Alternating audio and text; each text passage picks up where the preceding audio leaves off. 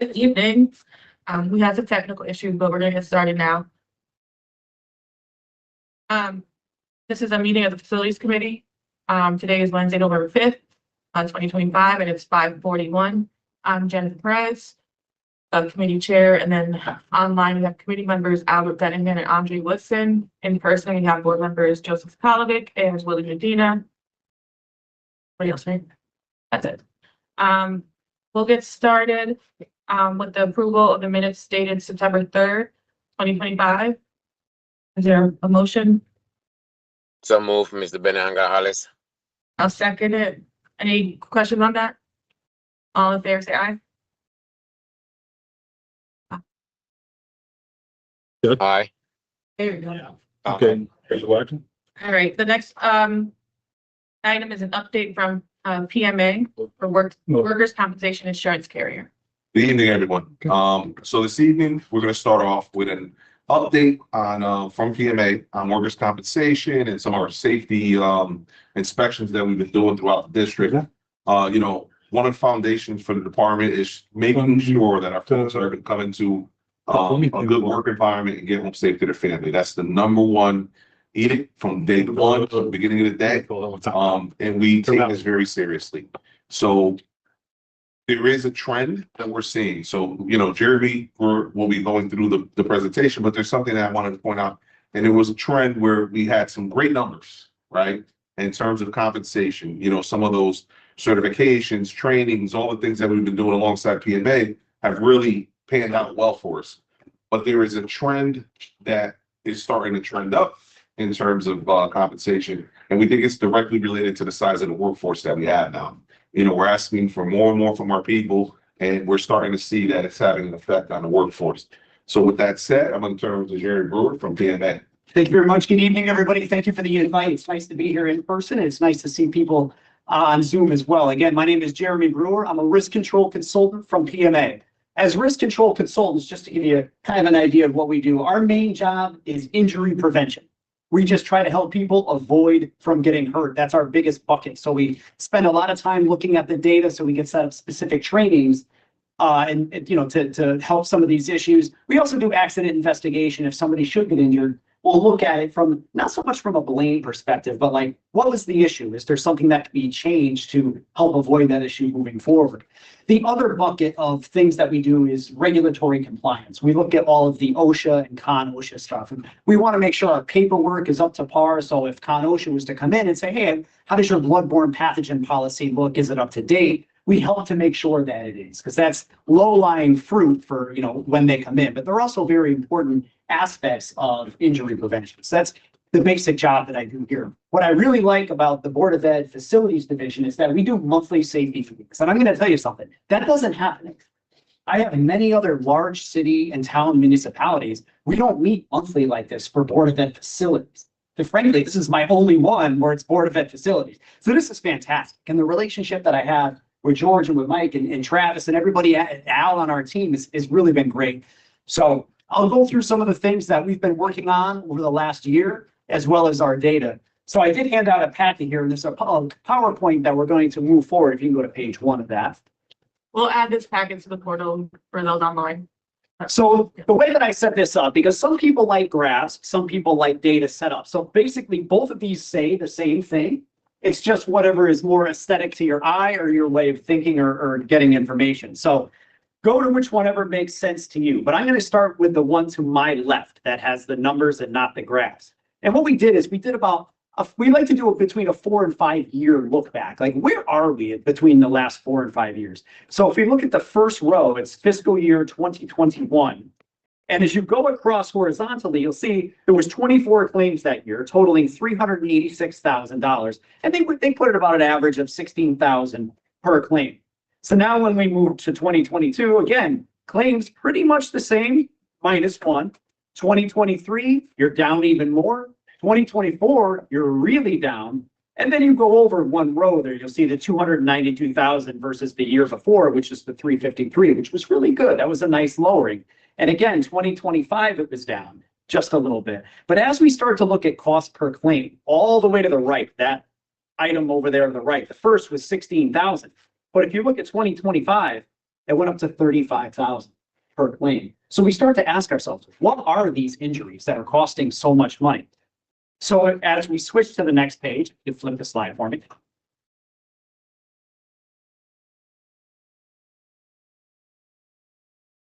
We're just waiting on our slide.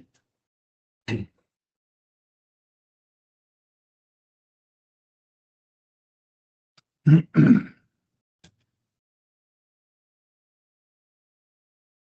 right. So this looks so similar to every other municipality. Slips, trips, and falls, and strains and sprains are always our number one and number two injury. And what you'll see here is of those, the look back that we did, 38 of them were strains and sprains. And that makes sense.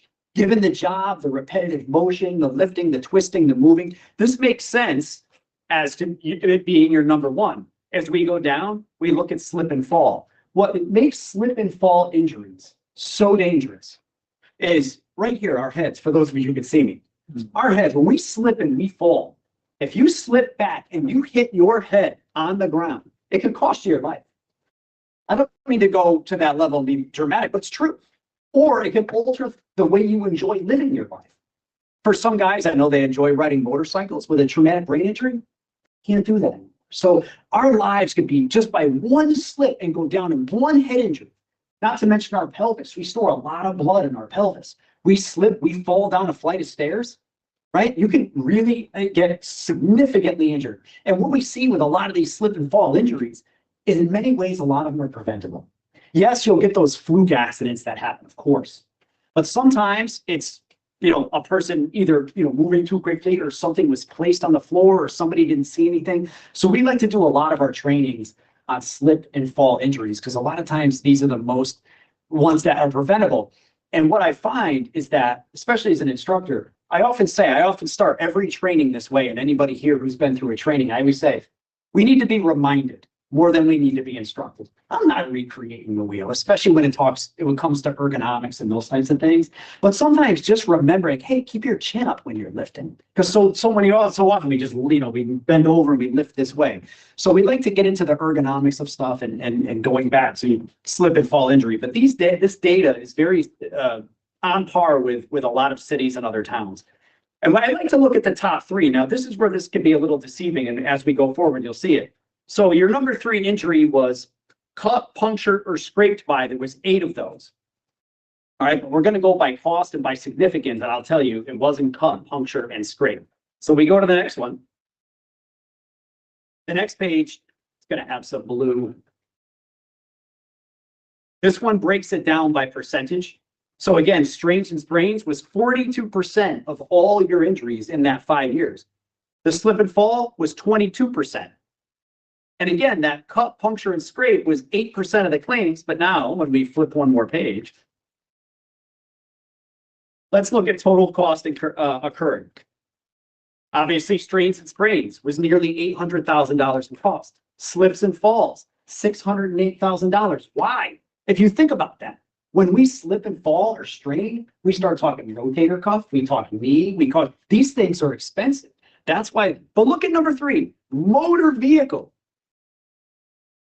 Your number 3 expense was motor vehicle accidents. So there was I think 3 accidents that totaled $73,000 in injuries. So motor vehicle, even for a lot of people who work inside a facility, was your number 3 expense. So we do have a class that we often give called defensive driving. It's put on by the National Safety Council, and I'm a National Safety Council's certified instructor in defensive driving. And again, a lot of other areas. I just did it for Department of Public Works here in Bridgeport. The guys really enjoyed it. The team over there, we do it for a lot of cities and towns. It's a 4-hour class. It's almost like going back to driver's ed for 4 hours. But people often tell me it's a great class and it's a lot of great reminder stuff. Because if you're like me, I got my license in 1992, right? A lot has changed since 1992. And I know I'm looking around, so people are looking at me like 92. So again, this is when we start to look at the data and we look at training, when we look at motor vehicle being your 3rd cost, that's when we start saying, hey, is defensive driving potentially a good class for the team here? So as we go to the next slide, this you might find interesting. We start to talk about tenure and it breaks it down. And if we start in the left column, 2021, right, it breaks it down into time on the job. So 10 years or over, time on the job was in 2021 was 54% of your claims. 3 to 5 was 33. And as your eyes start to kind of go over between 22, 23, 24, you'll see sometimes that jumps around with the different amounts of time on. But even more interestingly, if we go forward, it breaks it down to age on the next one. And this is one that I definitely want to talk about. So if we go back to that 2021, just for a starting point. So people, workers between 25 and 34, we're only 8%. And then it goes up, right? Ages 50 to 64 was 58%. No. But if you think about it, and I can tell you this as a retired police officer I should have mentioned this at the beginning. I'm a retired police officer. I did 21 years working in law enforcement. And I will tell you, wearing a gun belt, even as a skinny guy, for those of you who can see me, wearing a gun belt for 20 years, we talk about repetitive motion. It wreaks havoc on your back, havoc on your hips. It's just part of the job. So all these things we do over time. So when we start to see age, a lot of the age things, they start to make sense because you're doing jobs for longer periods of time, right? So now we go to 2022. Between 50 and 64, it went down a significant amount, but yet 25 to 34 went up. And I think this speaks to George's point. If we go over to aisle 2024 here, 25 to 34 years old, 33% was the injuries in that age bracket in 2024, which matched 50 to 64.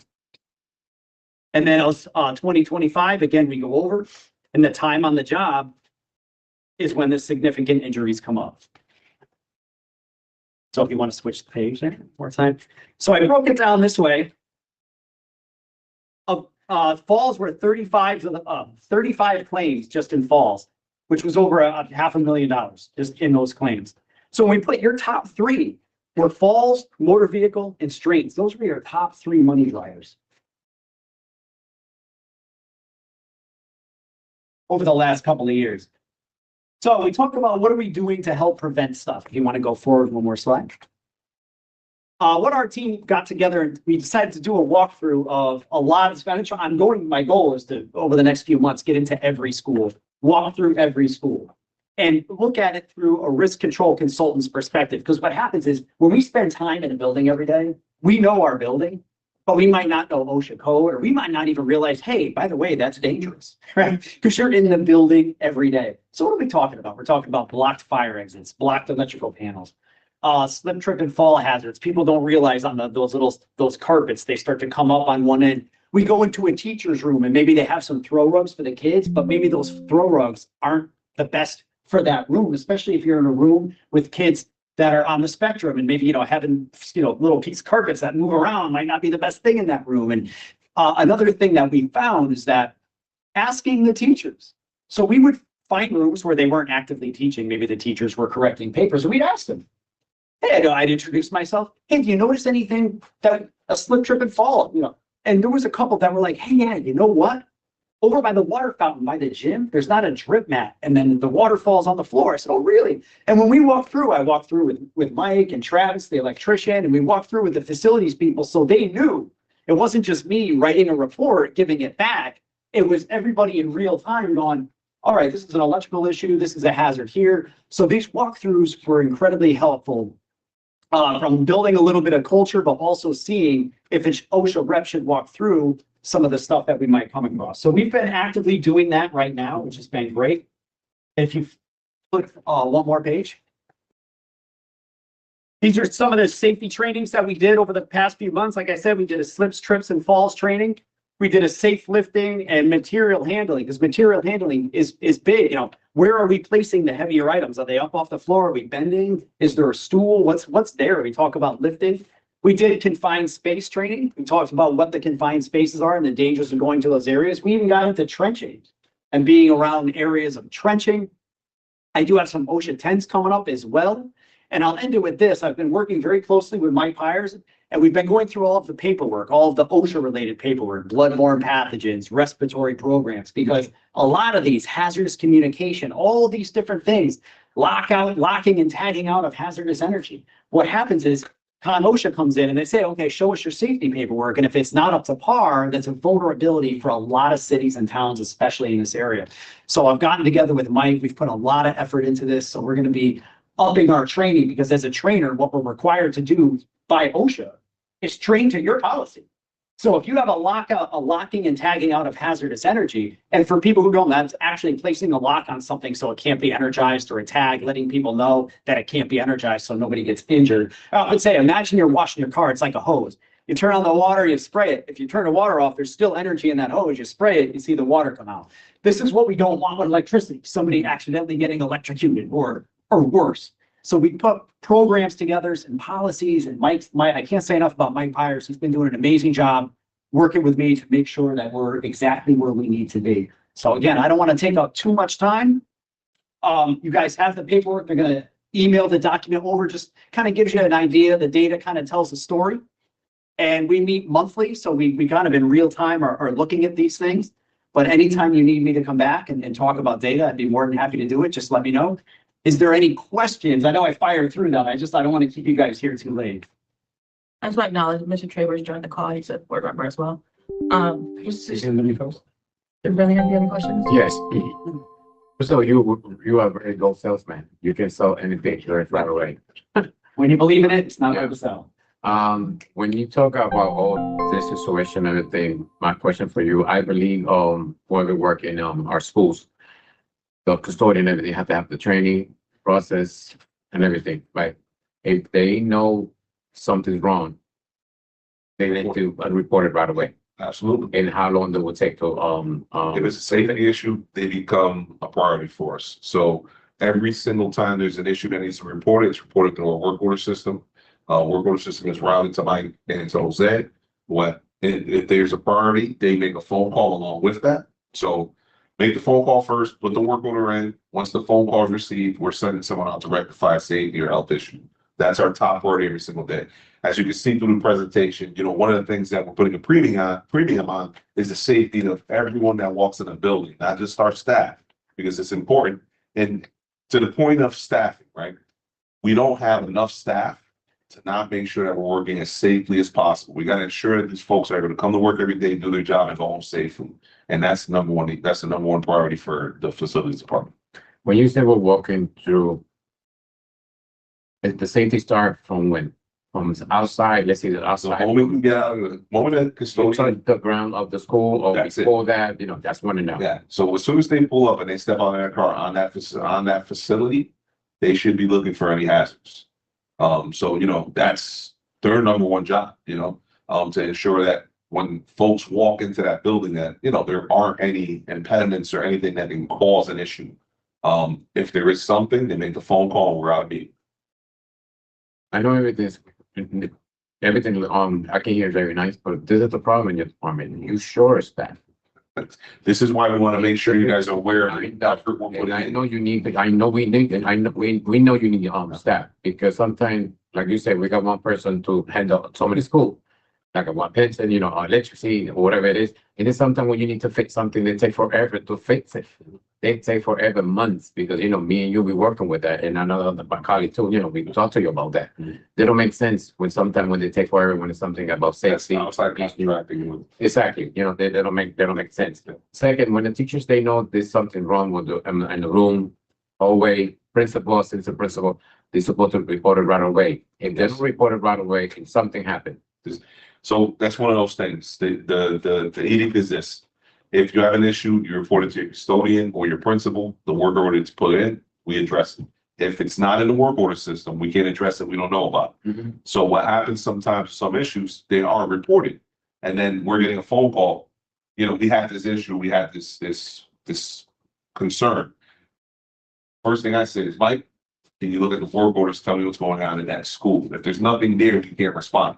We do not want to respond without having a record of it, because obviously we want to make sure that everything we're doing, we're able to itemize. We want to ensure that if there's an issue, we want to show you the cost of things, the time it takes for us to get things done. All of those things are very important. So We'd like to hear about them. A lot of times we almost hear about them anecdotally. Yeah. Oh, did you hear about Jack? And I'm like, what about Jack? It started off as a story and it turned into, that's actually a near miss, guys. So again, just to follow up, we try to follow up on all of those things, but the meetings that we have monthly, they do take it very seriously. The training with the custodian, how long they will take the training? So there's several trainings. So there's the best practices in cleaning, which are done every single summer. When someone's onboarded, they have to get certified online. And then every summer they have a refresher. Certifications happen, depending on the frequency, can happen yearly, can happen every so many years, depending on the activity. But we're constantly looking to train, certify as much as we can. The main thing we want to do is invest in our staff, right? Because when you have a small workforce, you want to make them as proficient as possible in what it is that they do every day. So, we put a premium on investing in our people. That's why we work with Jeremy. That's why we have our monthly safety meetings. That's why we keep very detailed records on what's going on in the building. So we are making sure we're spending our time and our energy where it's needed. So last year, right before you did stripping in the summer, we did a slips and falls training the day before stripping because we know stripping is so dangerous when it comes to slips and falls. So we talked about the proper footwear, staying in the game, not putting your headphones and being out in space to music, like making sure you do all those things. So I hope that answers your question a little bit. Like we'll focus in on, all right, you guys are going to be doing stripping. Let's do training around that. Oh, you're going to be doing this. So we're trying to be as aggressive as we can with those specific topics. The last thing, is the same thing, safety is very different from the staff, right? It's two different situation with safety. So Let's say the safety, you talk about the custodian, Yes. in the process is very different for the staff, let's say principal, teachers, is very different. I mean, it It's is. almost the same, but When we're doing our assessments of buildings, we're looking at everything, to ensure that everyone that walks through that facility is safe. Some of the findings, and I, ruffle some feathers here, right? Some of we did an assessment of a building and there were microwaves and toaster ovens and refrigerators and a good portion of it in the classroom was in school. And one of the things that's different this year is that you guys know we went to war with rodents this summer. We put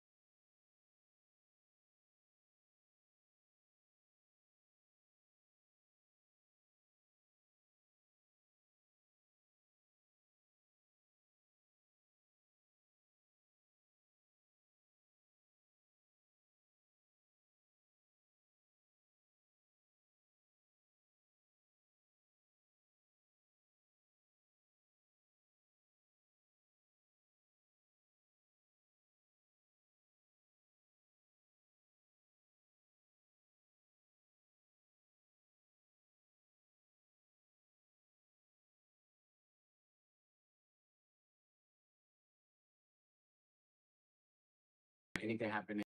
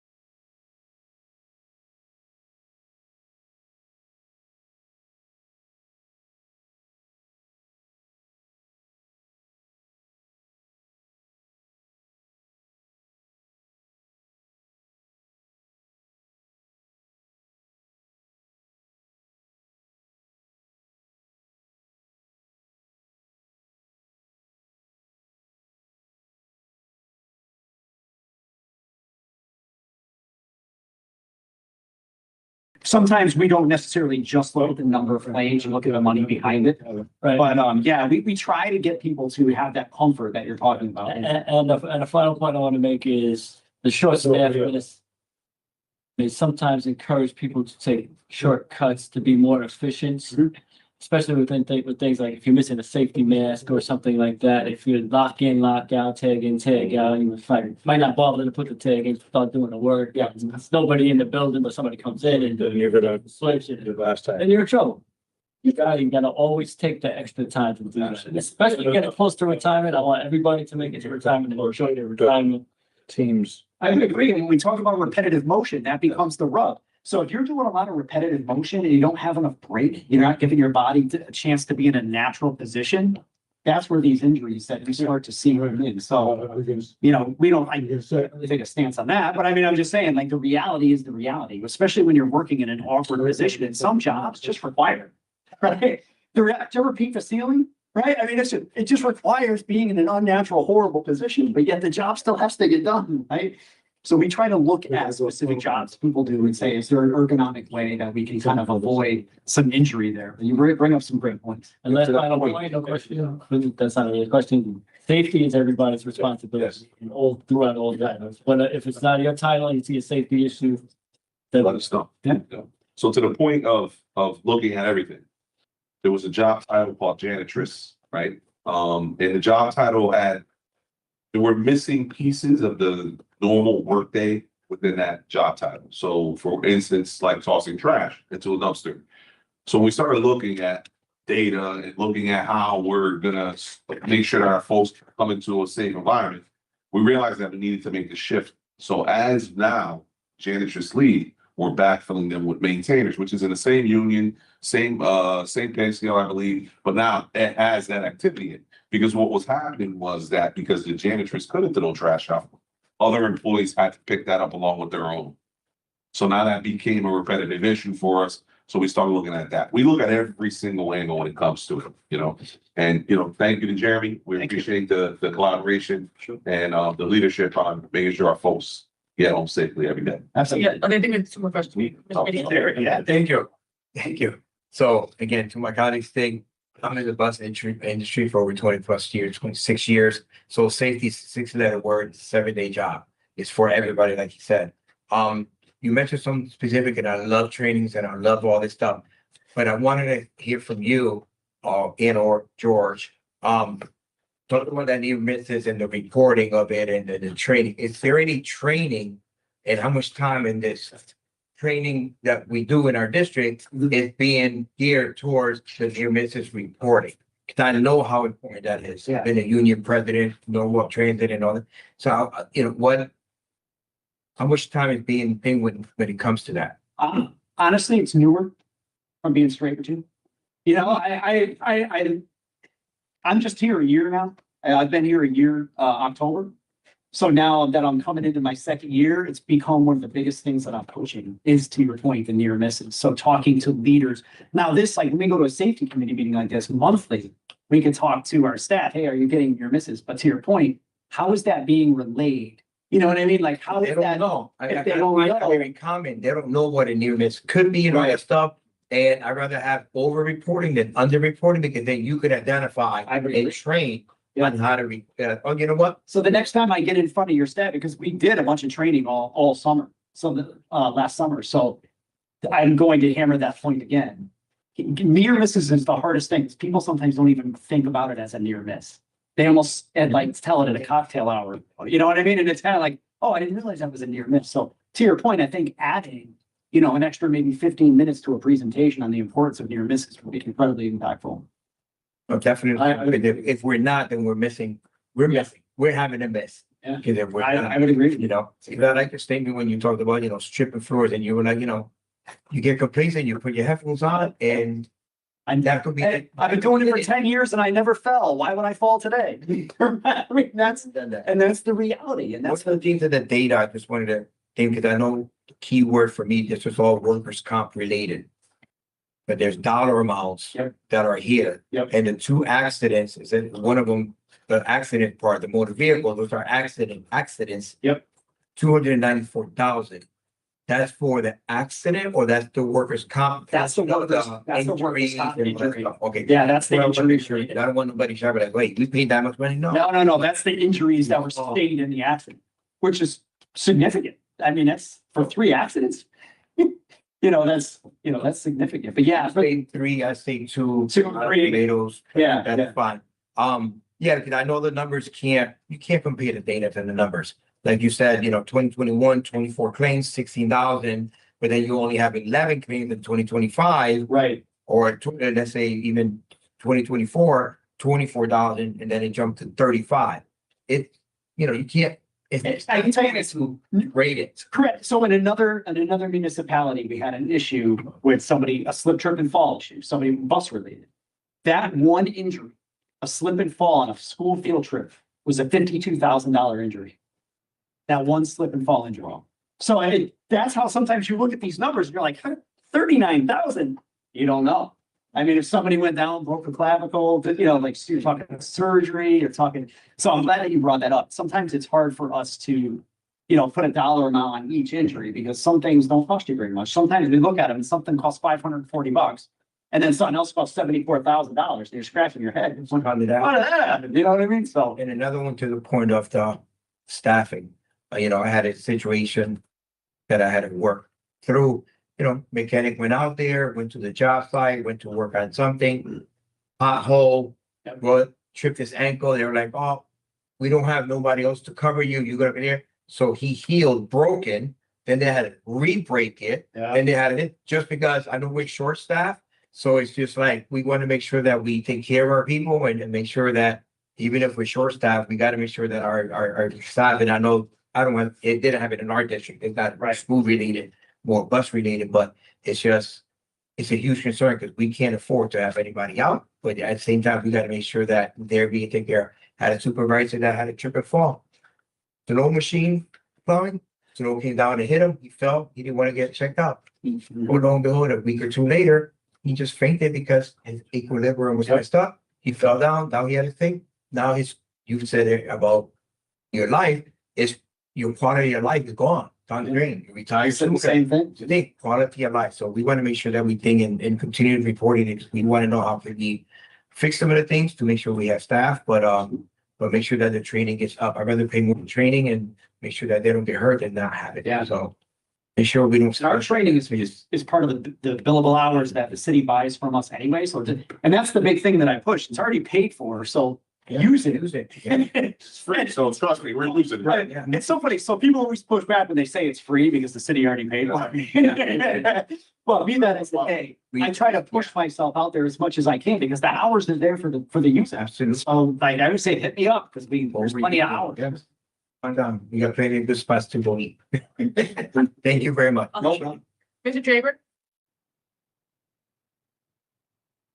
Thank you, Madam Chair. I had no specific questions for this report. I just, it hasn't happened in the last 10 minutes, but we were having some sort of technical problem. There was a reverb or feedback on somebody's mic.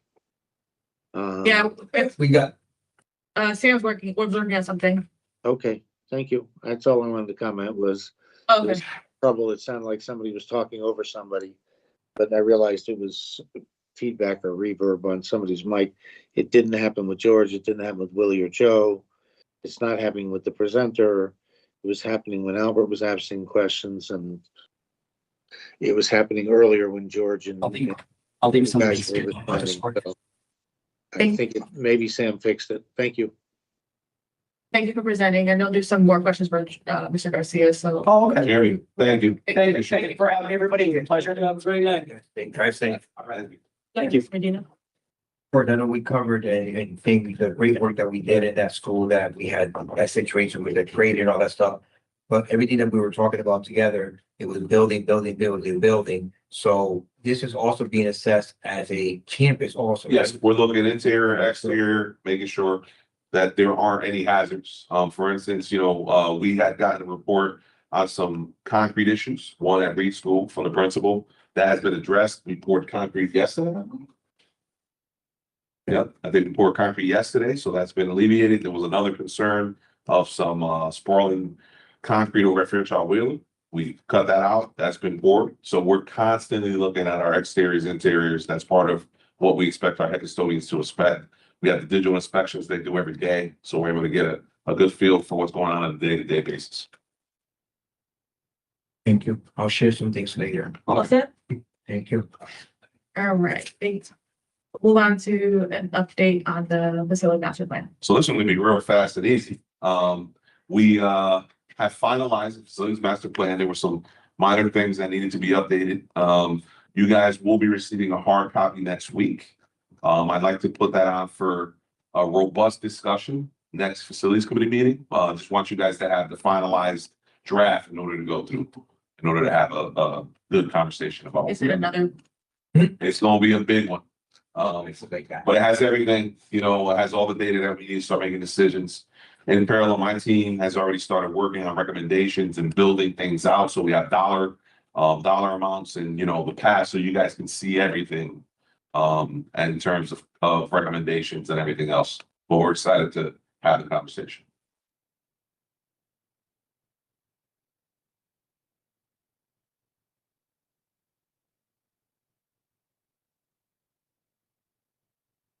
Mr. Chamber? Yes, this is for the next facilities meeting and it's an update that would include what? What are we updating? Well, I think it's gonna be the conversation of the master plan itself. I think, you know, as a group, we should start going through the recommendations. If there's any specific concerns within, the plan itself, as you guys look at it, myself and PJ will be here along with my team and PJ's team to answer any questions on the demographic side, on the conditions assessment side, or the recommendation side. But we Okay, want you so guys to really go I through guess- it now that you have the finalized copy, or you're gonna receive the finalized copy next week. Okay, so I guess what I wanted to, I guess the part that I'm getting at is I have asked to be referred to this committee, that we get to, the developing a proper community assessment of the pre-K-8 East Side School. Would Yep. that be part That'll of be this part of that. petition? That will be part of that meeting. We'll have everything sort of laid out in terms of site plan, budgeting, all of that. We can give you a snapshot of what that's gonna look like, what that would cost, and what we'll need to do to make that happen. Okay, So a complete process analysis will be done and presented. okay, thank you.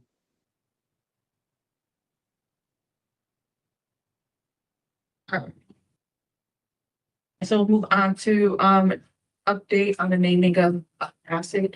I think for the most part for this one, I was just wondering if we're gonna be on a timeline for their opening of rugby basketball season. In terms of having something, I haven't been given any direction on what I should do or how we're gonna fund. So what would you guys like to do? So we can start to spec out exactly what that's gonna cost, what that's gonna look like. I don't know if there's any money left in the school construction program. I'm waiting on a finalized report with all the change notes. I just need to know scale of what you is guys. something that we can ask Mr. Terra about to see if there's any in the We school can. buildings committee So we can do that for next school building committee this week, next week, right? next week. Yeah, The week after. it's next week. It's not this Thursday, is it? Thursday. It's coming up. And make sure it's not tomorrow. No, it's definitely not. I think it's the second or third, week.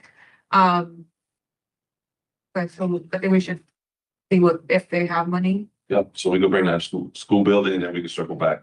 I personally, I would like to see, something bigger than just a nameplate on the door, something where they can actually know that they're walking into a gym named in his honor. What they did at for Central, Barry McLeod, they put it on the court itself. You do something like that, so there's consistency across the district. What I can do in advance is, we'll get a proposal That's estimate. go for if you could get like a. Yeah. Hold on. Yep. Yeah. Mr. Woodson, do you have any questions? No. No questions from me, Ms. Perez. Thank you. When does baseball season start? I believe it's basketball season starts Um, in mid-December.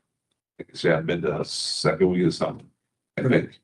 But I'll get that detail for you. Right, okay, yeah, thank you. Because the only impediment to getting this done is basically us. Yeah. Because the ball was dropped somewhere in the construction because we did vote it was unanimous vote, I believe, to name the gym after. Yeah, yeah. And it just never got integrated into the plan when they were building the building.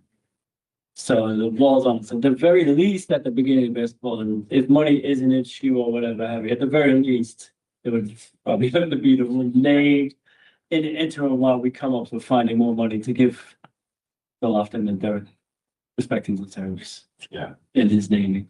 Let me look at options for you guys. Let me get some options before school building. Both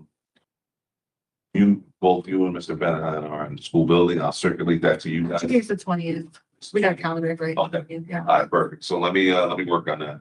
Dr. Avery? I'll sign this tomorrow.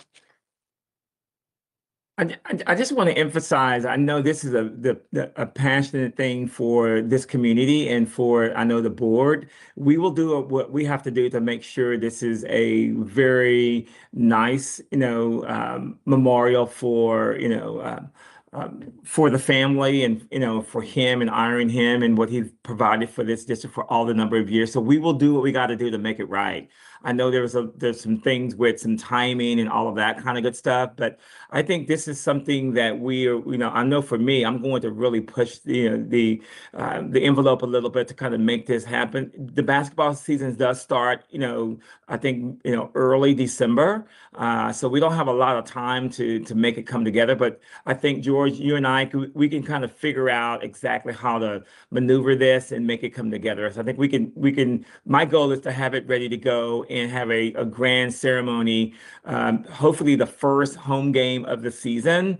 And then we can have that dedication, a little before that game starts, but it needs to be a grand day thing. And so I think we can make it come together. And I know that the board will support me on that as well. I think it just needs to happen. So we'll do what we got to do. And George, we can circle back tomorrow on the details. No, All I already sent a text. right, thanks, sir.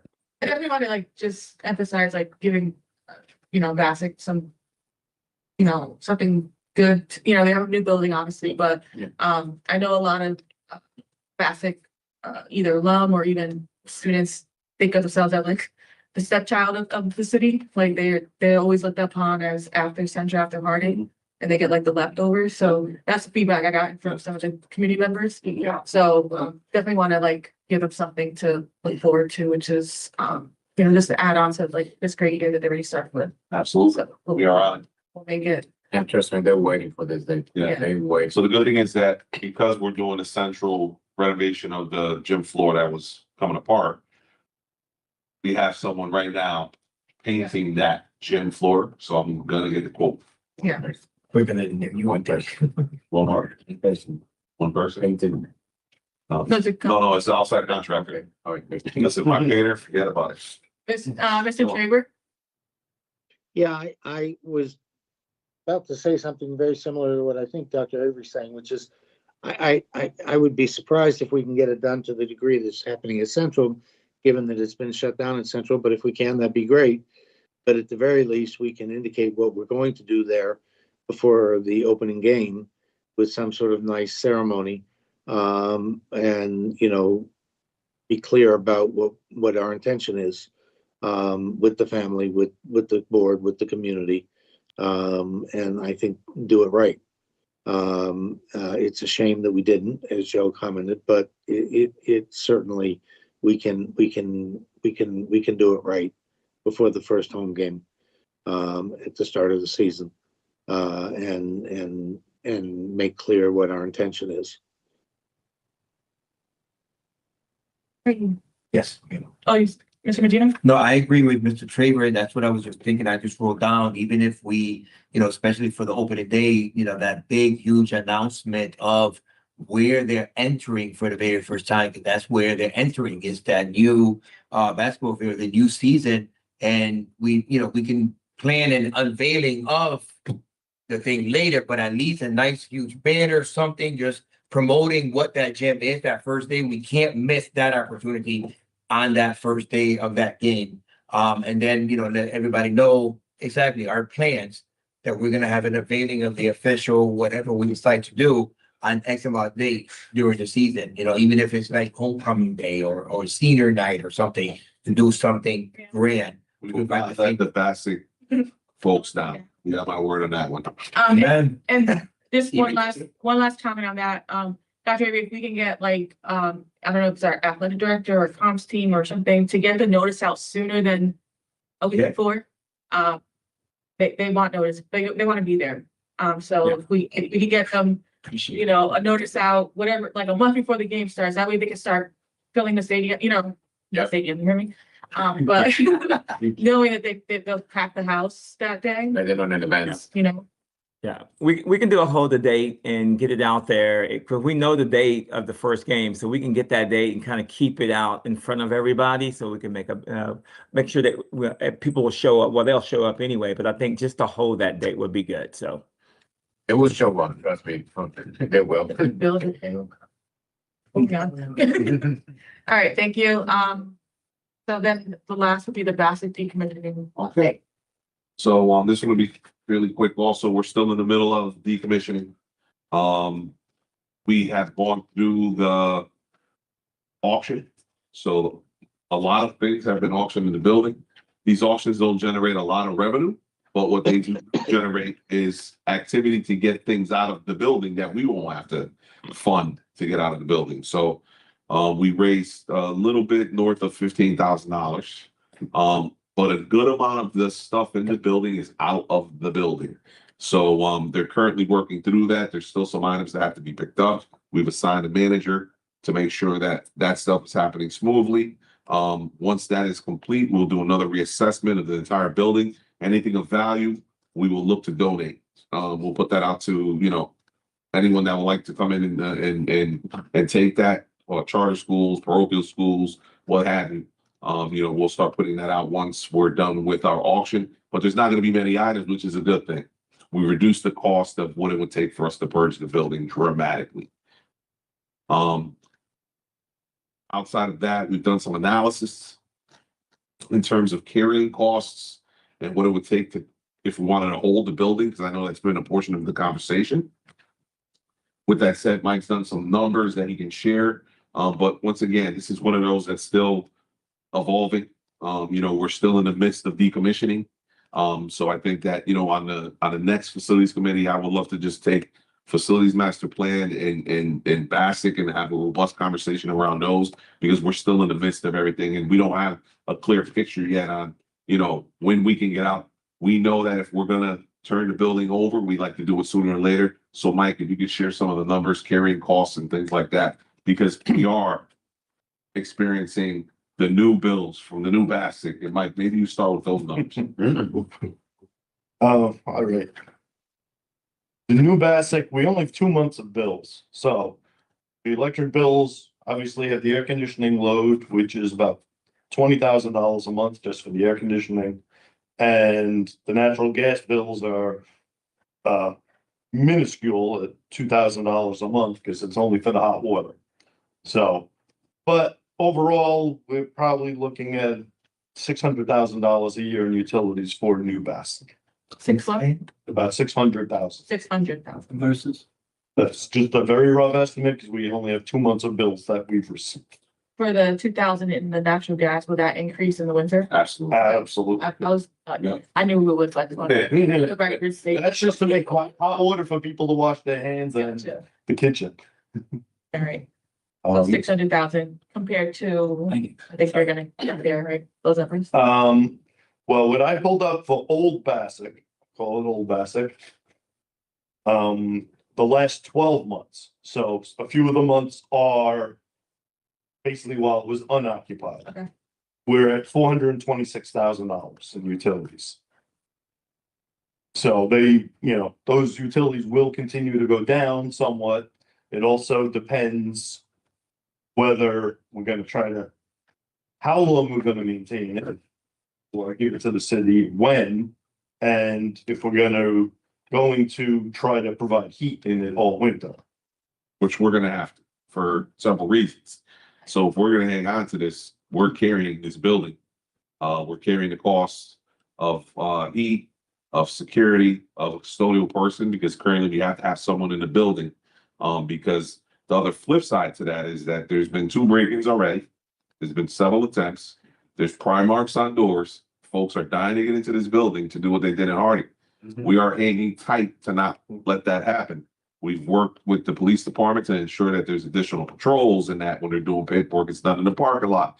You know, we've got a custodial member that's there all day patrolling. It's not a safe environment for one person. We just do not have the wherewithal or the staff to be able to add to that. You know, we've got shortages in security, we've got shortages of custodial staff, so we're really stretched thin. You know, I think when this is all said and done, we still have to look at everything as a whole now that we're getting through the process.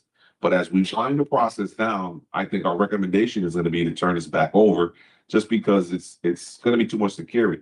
When you think of the new BASIC and the cost there alone, we need to make sure that our dollars are spent strategically, and turning the old BASIC back is probably the best case. There's no program that would be worth carrying that kind of cost. And then on the mechanical side of it, we've got our issues. Like currently right now, when the heat is on, it's blasting, right? So there's no control over these things.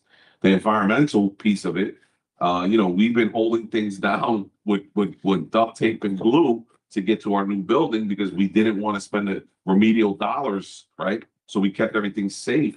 But as things sit, they get worse.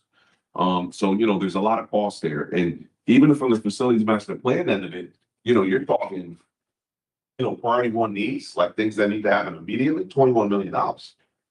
Priority 2, I mean, and part of that is $8.5 million of that is environmental. So, you know, and we didn't get into mechanicals because total mechanicals is $16 million. So we're talking about the kind of money that does not make sense for us to carry this building. I think there's better uses for the building. I just don't think it's with us.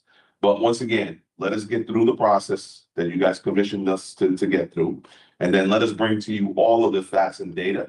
We just wanted to give you a snapshot because I know there's been some questions around BASIC.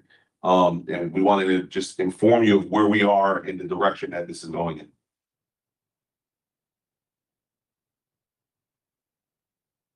Okay. How much to hold that building is right now to keep, you know, To keep it going, we're talking just in utilities, you know, for the year, $400,000. And that's just utilities. That's just utilities now. if it's on- Staff, you're talking about, you know, with Benny's, you're talking $60,000+, right? And then it's not safe to have one person there. You know, and then what happens when we do get the break, right? Because it's coming. And we've already had a break-in when they got into the building. We got police reports in the whole nine. You know, we keep all records of everything that's going on, but the pry marks all over the place. You know, we see folks are trying to get in. You know, so what we've got going now is we have managers cycling throughout the day, right, to help with presence and to make sure that our staff member that's in there is safe. And the police department has been great at helping us out along with trying to keep patrol there. But it's just a matter of time, you know, and we don't want to get to a point where we're handing this building over butchered, right? Let them secure the building, let them spend the funds that are needed to secure the building. And, you know, let's focus our resources in a better way. And they have the alarms. The alarm is still on, so we're paying for that. Cameras are still on, we're paying for that. You know, the call, we're That's carrying on separate. calls. That's separate. That's another $50,000 a year. It's not the way we can give it to them. Same because I mean, and spending that money. You know, strategically, we wanna turn this over before the winter really hits hard, right? When we don't want a cold snap there because we know that the building has its issues with steam, heat and everything else. And I know the boilers always have problems. Something Listen, happened. So if something happened with the boiler, so you have to fix it. Yes, See, and cost more money. yes. I know that because I know that building had problem with boilers. I know. Listen, this is my nightmare. I wanna make it sleep like. No, you I don't. don't want to be able to sleep. I have a hard time sleeping thinking about some of these buildings. This is one of those. You know, I think the city may be in line to be able to button it up in a better way than we can. And then if there's a developer or something that they can turn us over to, if it's beneficial to everyone, the taxpayer, us, city. I mean, it's just the building is just too large for us. this point. I think the point is, sorry for that. It's the point is that spending more than 400, the money you say, spending more security, the custodian, True. cameras, or somebody breaks something. Well, I know it's not, it's for me, it's wasting money that when we can use it for new, but something else. So. Total investment needed on the building based on the FCA was 82.4 million. And we're building new schools for that. The telescope. Is there- We're working on a deal with Discovery, to be able to take it, and they're gonna have it on some kind of a road show as part of their programming that they do with schools and everything else. And the rock, The rock is currently at the new site. it's been. I believe we identified an area. We're just waiting on some details because one of the things that I did ask and I was able to get new construction at the new Bassett is, at one point, they were told not to add bike racks. So we had 28 bikes on site, chained to everything. So what I did was, out of our operating, we bought 6 bike racks. When we got out there was nowhere to affix them to because we had the permeable pavement because of we needed to add that as part of the features of the site. So we're able to work with construction. They're gonna have someone come in, put the pad down for us, and then we will affix the bike racks that we purchase. Appreciate it. We're always dancing around. I know when I went to school, last night, still have some antiques. Let's see, I know they've moved some plaques. And I know they have some lamp, they're antique from 1929. Did you use? Some of those things were auctioned. Okay. We have reserved some things, but there's only so much we can house. You guys know, you've been through our facility. I know. We've got the history of Bridgeport Public Schools at our facility. They still have the big, We have the bell, and it's one day we're gonna get it back to Columbus. yeah. We're just running out of space right now. But all of the major artifacts and things like that are in the new Bassett, as you guys see. They're still adding some of the things that are still boxed. I know that Dr. Riola has someone assigned to that. So, we're making sure that the history of Bassett is intact. Remember last time you said you're gonna try to see the big lion next to the gym, the big lion? We're looking at it. I don't think we're gonna be able to take that off without damaging it. I know. Yeah. I'm quite sure it's glued to the wall. Yeah, and I see it yesterday, went to make the vote, have a division in the middle. Yeah. We sort of poked it a little bit and didn't go up. Okay. Thank you, Madam Chair. Mr. Woodson? Any questions? No, I'm good. Thank you. Mr. Collison? Also, I'll follow a couple of comments first.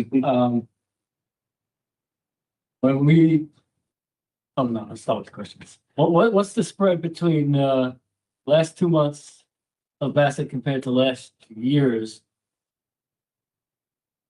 costs for operating the old Bassett? It says $400,000 the first 2 months, so that would be No, the last 12 months. less 12 months. So rolling 12. We do. The prior rolling 12. No, but we only got 2 months of data on the new Bassett. Yeah, 2 months. So the last, I don't know if we get the bills the same way. They say usage this month. And I have to tell me how much I used November last year, November this year. Or October last Our year. bills don't come that way. Poor old Bassett. Yeah, Because I'm more interested in seeing the impact on the operating budget between old Bassett and new Bassett, so. yeah, I did not pull the previous ones or compare them. That's gonna be impactful. Okay, my next question. Well, we can have that for our next meeting. Yeah, probably be better on finance, Madam Chair. Mhm. That piece, because that's our impact, that's more of the impact of the operating budget for next year. To keep in mind that we're gonna need X amount of more money just for increased operating costs. And okay, now, the auction, probably another finance question. Where is that $15,000 accounted for? Is it accounted for in the last budget, or is this gravy that could possibly be used to offset some of the funding for the naming Well, I think without affecting operating? so. One of the things that we figured, without touching the operating budgets, adding fine dollars, is that whatever the auction was, we look to finish the decommissioning. If there's anything left, we're more than willing. But we already have a $7,000 bill to get rid of chemicals, so that's half the money there. So I think that once we start to have to finish the process of decommissioning, that'll be gobbled up and having to do different things to get that building to a point where we can hand it over. Okay. And right now, I don't think we have enough information to make an intelligent decision as far as the disposition of the old Bassick versus anything, because we still haven't really thoroughly reviewed and compared and contrasted anything on a facility master plan as a board. And as you know, it took quite a while to find a space big enough to build the new Bassick in the beginning, and we just found two back to back. If we have to go look for a new school, they're not building any more land. And Bridgeport seems to be gentrifying right now. So land is only gonna get more expensive to acquire, property more expensive to acquire for the city. Now, we gave up the old Harding. We were full circle, it stayed empty for 10 years. And the city couldn't unload it. It's back. So we really need to look at how it fits into the facilities master plan. Yep. If at all. Versus the operating costs. Versus the cost of purchasing a new property, and also take into consideration, we don't really have a swing space large enough for some of the projects that are on the facilities master plan. So to that point, that's why we feel that the facilities master plan and Bassick need to happen on one evening. Because the synergies of it all, they sort of align. And to your point, we want to be able to lay that all out for you. So, you know, how the swing space will be utilized to build up the district. You know, the cost impacts of trying to carry the building and what the total cost would be. We'll be able to lay that all out for you guys. So, you know, one of the things you'll find in the facilities master plan is all of the data on the old Bassick for you guys to review. So we want you guys to sort of dig into some of this data. So when we come back, you have a host of questions that we'll be able to answer on that evening, and we will lay everything out for you in terms of how this all will interact in that ecosystem. And also, final point, we're thinking of, when we're discussing Bassick, it's like we're discussing the one thing. Bassick is really two buildings. That would have to be looked at, maybe one part of the building's in better shape. Than the They other. can't be separated. They can't be separated. They cannot. Because I guess we don't have the to. boiler plants are in the old building and the steam pipes run through the whole entire campus. Underground. This is the nightmare. We had a flood, right? Steam issue, flood, confined spaces, everything's in tunnels. And we did have the technical assistance team come out. They wanted to take a look at it and see if there was any value to be able to do anything else there. You know, I think So it's one building. So it's one, basically one. it's one building Yeah. segmented by bridges and, yeah. You're all set. No. I'll take the notes. Mr. Chamber? Yeah, let me start with that last comment. There's no way to keep the front building and tear down the back one? I think it'd be a sin to tear down the back building because it's probably one of the most beautiful buildings in Bridgeport. Maybe I got it backwards, so maybe I got it. Keep the Um, historic I building. want to You keep gotta it keep the historical building, or I mean, this, to Yeah, me, I think that's the gem. The issue is boiler plant. It is an old building. It's in dire need of a complete refresh. Mechanicals for the building are 16 million, so even if you took that in a percentage of just that building, you're probably talking 10 million, 11, 12 million, because that's what boilers are. I just don't know how we would be able to fund it, right? Because we have so many other needs throughout the district. And that's why I want to have that facilities master plan alongside this conversation, because I think you guys will see how we can elegantly start to rebuild the Bridgeport School District and sort of pass some of the things that need to be passed on to the city so they can do what they have to do. But we need new buildings. You know, we need 21st century education. We need to close the gap in educational disparity. so we'll discuss that at the next meeting next month. For sure. And you're saying, I'm not trying to hold you this exact number. I just heard you say, if I understood you correctly, 10 million to renovate that building. Oh, no. I'm talking about just the mechanical component of that building, Yes, yes. right? that's- So within the facilities master plan, and you guys are gonna have this document, within that, it's $16 million just for the mechanicals of the entire building. What I was saying that if we're gonna chop off that front building and just keep the rear building, if I had to throw a number at that, you're talking the magnitude of $10 to $12 million. Because that's where the boiler plant is. But you're talking about environmental, you're talking about electrical work, I mean, the list goes on. The total list is 82 million. So even if we cut that in half, that's $40 million. I'm building you a new building at a percentage of that cost, you know? Okay, so we'll have an idea of that though next month. Absolutely. I will lay it all out for you guys. Okay. Because I would like to have that discussion as part of this. I mean, it was amazing yesterday at the election. I had several people raise that issue with me. And it's worth discussing. I'm not saying that it's the right thing to do. I'm just saying it's worth having that discussion with the knowledge that you just laid out, with the facts that you just laid out. So And, I think everything needs to be discussed and everything is on the table. And no matter what kind of time we have to put in, the team's willing to put the time in, and we've already started. So, we want to make sure that you guys are comfortable and understand, and that the decisions are made based on the facts and the data, and finally, through this facilities master plan, we have the facts and the data to guide us for the next 10 years. And we're excited to have that conversation with you all.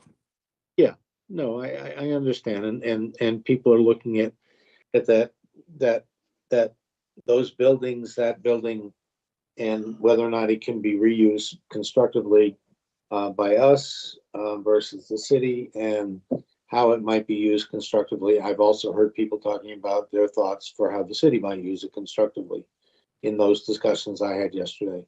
So it's out there. And so we should start that discussion ourselves, and then it's going to continue. So I look forward to it having next month. Thank you, Madam Chair. Mr. Benton? When you say all this number, to fix that, let's put it fix the building and everything. To spend that money, I want my professional, I want the homeschool creators, I want the art, I want the gym, I want sport. You're gonna spend money, we spend the money what we need. Not the building that and the history is beautiful, it's nice. Let's keep forward. That's what the reason we spend $129 million in new beautiful Bassett High School. And it's nice. I would love, if I would have the money, trust me, the state, let's put it with the state giving you the money, okay, fix it. But we don't have it, and the last thing I want is to fix something that's the reason we have a new Bassett High School, and it spends a dime. Look at right now, we spend it, and we don't use the building, how much money. No, let's have our people what we need, and things, as I said, professional, the homeschool coordinator, sport, gym, all the stuff, what we need, we cut. Not to spend something in a building that is history and let's keep forward. And we all know we're doing this, the new Bassett High School for our school. And you said new century, and we need more schools. Thank you, Madam Chair. Any further questions, comments? We'll have Madam another Chair. meeting next month, Madam Chair. in further detail. Yeah, Mr. Chamber. Yeah, I think the only question is, I know that for decades, that one of the problems with building schools was finding a place to build them. I know, I remember having these arguments with Ed Gomes and Bob Walsh when they were on the building committee. And so there is now this piece of land. The question is, are the buildings worth renovating? Is the land worth using? Those questions are worth asking while we're here. One of the ironies that Mr. Skolovic referred to a while ago was that the piece of land that was Harding High School that we gave up and we all thought was going to be used by the city to bargain with Bridgeport Hospital ended up not being used by the city to bargain with Bridgeport Hospital, and is now back on our plans, possibly to build a new pre-K to 8 school in the East End. Is this a piece of land that we can use either to renovate a building not two buildings.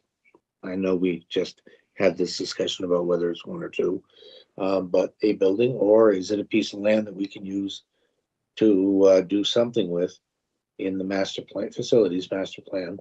And that's sort of what we're looking at, or is it a piece of land that we turn over? But one of the problems with the buildings committee was finding a piece of clean land in a polluted city. And so it is a piece of clean land. Now, that's also a problem for affordable housing and all kinds of other things. But finding clean land in a city where industrial pollution is a huge problem, that's a clean piece of clean land. So it is something that we can talk about next month. I look forward to the discussion, but it is a valuable piece of land. I also think that, well, to that point, if you look at the facility master plan, the next buildings wouldn't even be in that location. We would need, like, if we follow the facility master plan, which is the blueprint, right? You know, you have the East Side building, you have Park City, you have JFK. Nothing really is in that West End area. We might have, and it would probably be closer like Bryant or something, but the bigger plans are in different districts anyways. And if you decide, well, let's just, instead of doing JFK, we put it where Bassick is, you're in the district thing, or I'm making us pull up here, but like there's, I think there's a lot more to think about like that than just that piece of land where the population's going down anyways, And Carry On is, for the demographic study. and Carry On is a prime property also. Mhm. It's got a big lot. There's opportunity there, you know? So I'm excited to have the conversation. Yeah, with you I think guys. it's gonna be I really am. we'll have a good discussion on Yeah, this, I but mean, you know, we've worked on this thing for so long now to just finally start to dig in. You know, I think you guys are gonna be happy with some of the recommendations and how we can sort of work through this. Blackcomb's also on that list. That's It's also why in I'm North End, excited. so yeah, Read, there's a lot of yeah. different. Where Good. maybe we can't hold on to this, but we'll see. Well, as So the always, discussion will be Mr. about- Garcia, we appreciate all that you do. Thank you. Thank you. All right, so with that is said, is there a motion to adjourn? So move. I'll second it. All in favor, say aye. All right. Aye. We're adjourning at 6:58. Good night. Good night.